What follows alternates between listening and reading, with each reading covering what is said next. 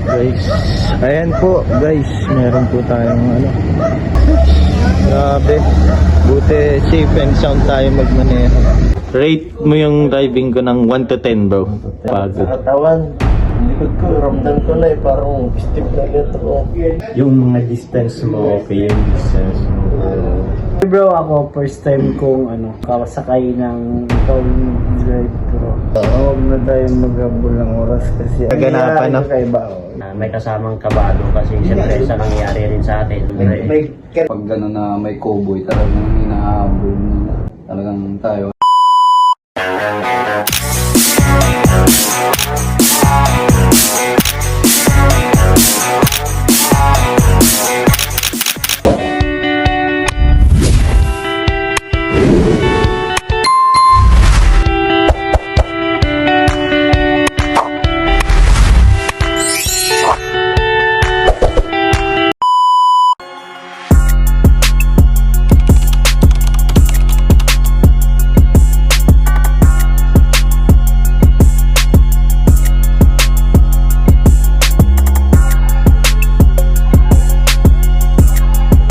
Guys, nakarating lang namin dito mag-i-stayan para sa magpunta sa family feud. At ito ang mga kasama natin.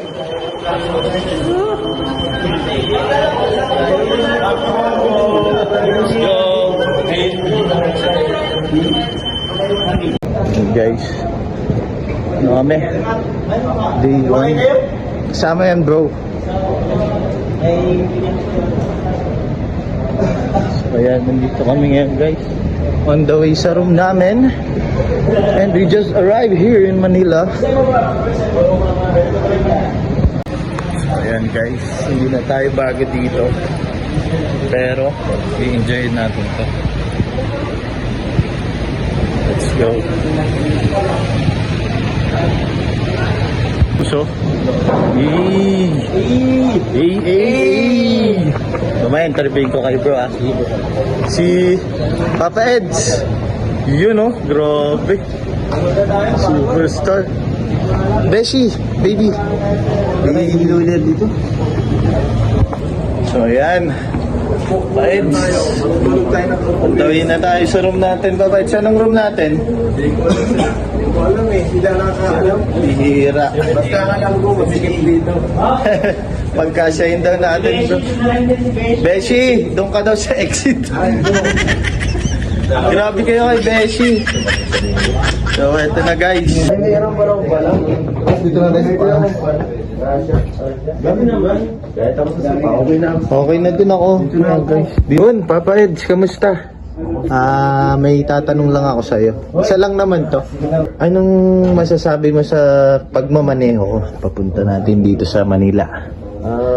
Okay naman. Smooth naman smooth naman. Ang dami nangyari, no? Oo, kaso hirap talaga pag dito lang ako sanay sa van magsakay. Nakatulog ka ba? Nakatulog ka naman. Nung lumipat ako, sa festival ng June nakatulog ako. Hindi ako komportable sa una eh. Walang hawakan, walang sandalan. Tapos parang tupi pa kayo dun eh, no? Hirap maka... Sige, ayoko pag hindi ako nakakaunat ay. Kaya maigyan nung medyo smooth lang, nung pangalawa, ito nung nag-drive. Saka medyo maganda rin daan din. Kaya medyo okay. Kaso nga, nung nakatulog na ako, mga alas 12 na, nakasandal na ako eh. Mabira. Kaso yun nga, pagod talaga pag sa mahabang biyahe. Sobrang mapagod. Sa katawan, likod ko, ramdam ko na parang stiff na ganito. Eto na lang. Rate mo yung driving ko ng 1 to 10 bro. 1 to 10. Bro? 9. Yun, ayos. Bro. Yan, thank you bro. Okay, ikaw naman Joshua. Ano masasabi mo sa driving ko and rate mo 1 to 10? Yun lang. 9.5. Yun, grabe naman. Mabilis siya pero safe. Uy. Maganda po. Smooth lang. Thank you. Dahil dyan, Ras, ikaw naman.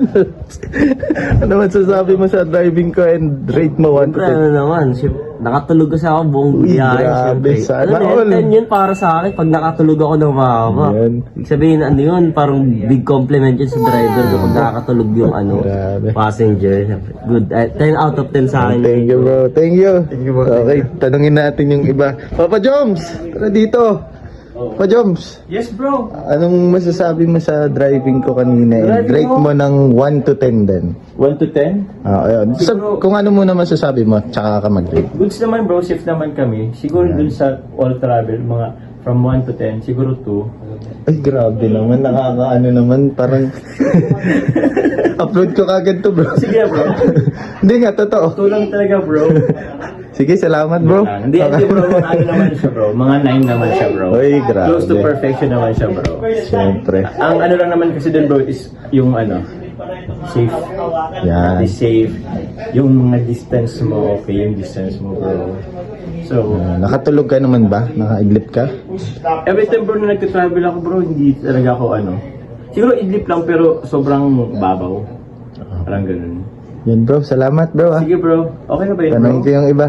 Ha? Tatanungin ko pa yung iba, bro. David, ano palang masasabi mo sa driving ko and i-rate mo ng 1 to 10 yan? Ay grabe, Yan. 11 na yan. Eh, grabe naman. Hindi bro, ako first time kong ano, Oo nga eh, first time. makasakay ng ikaw yung nag-drive bro. Kamusta naman? Sabi ko nga Kamusta kanina, naman? diba, sabi ko excited din ako at ano. Alam mo ano, parang ano, nakatulog naman ako kasi Uy. yan ang ano eh, yan ang pamantayan sa mga driver ng mga ano. Ang sarap sabihin Ni Kuya nun na Pure, ano. Oh, ni veterans na Kalingap yun si Kuya Ian, Pure. Ni Kuya Nico, yan yung mga driver natin na talagang ano eh. Pero pag gusto mong magising ka, si Kalingap Dan. Yan. Alam ko yan.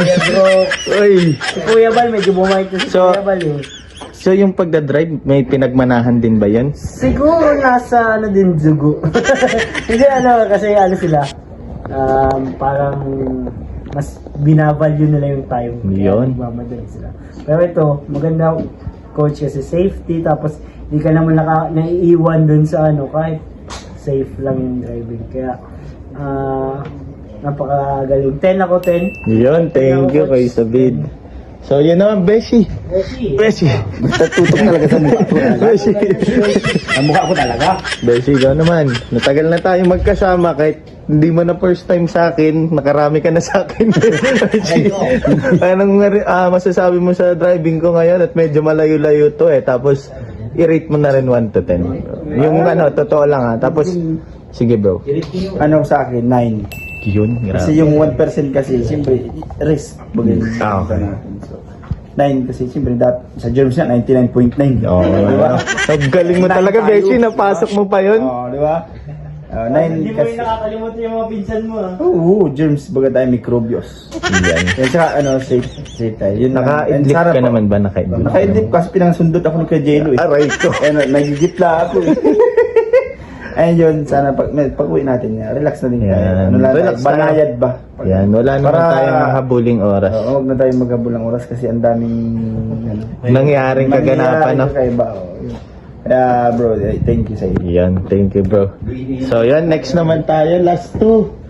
Kuya Gilo, okay lang ba? Yan, interview lang para, ano, isang ano lang, dalawang tanong lang pala.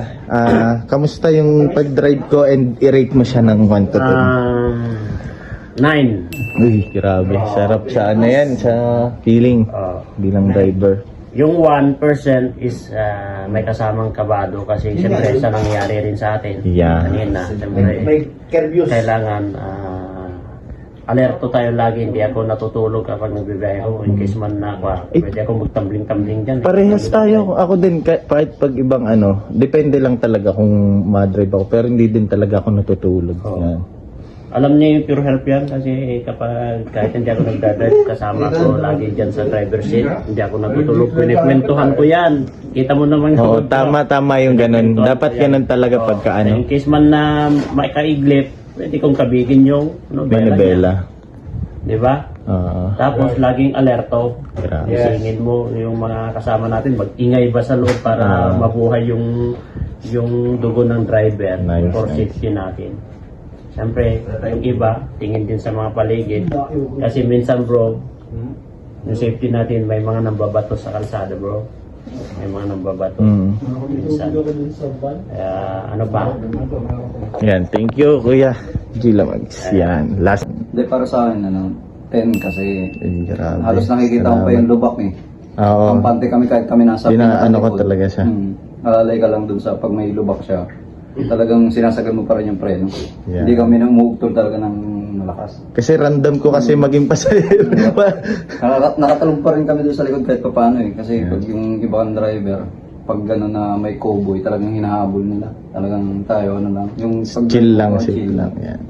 Kahit nauuna sila, okay lang, mauna sila sa dalawang sasakyan, tatlo. Habol naman no? Habol naman tayo. Kaya, very good talaga. Ayan, thank you super much. So ayan guys, na-interview na natin lahat ng pasahero natin. So satisfied naman na sila sa pagdadrive natin. So safe naman lahat.